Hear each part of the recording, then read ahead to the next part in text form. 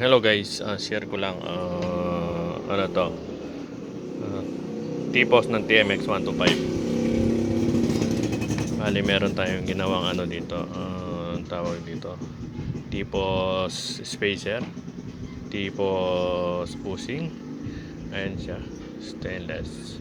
Inalate natin sa dulo para pagdating doon sa ano, dito sa dulo ng bearing dito, tamang-tama lang siya rito. Ayan siya. Ayan. Para tamang-tama lang siya.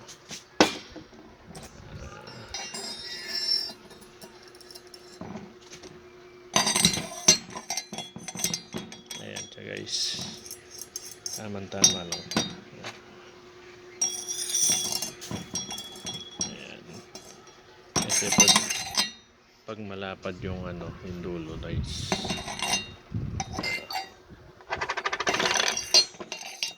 Ayan, tumatama dito yan. So hindi to iikot.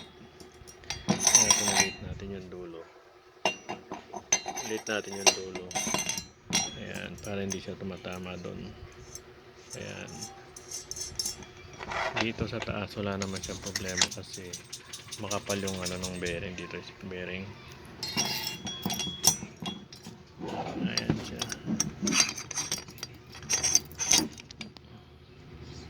Ayan siya guys.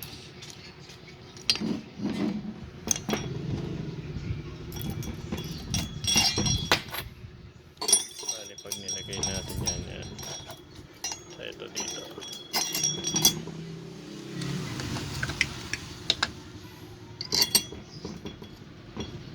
Ayan siya guys.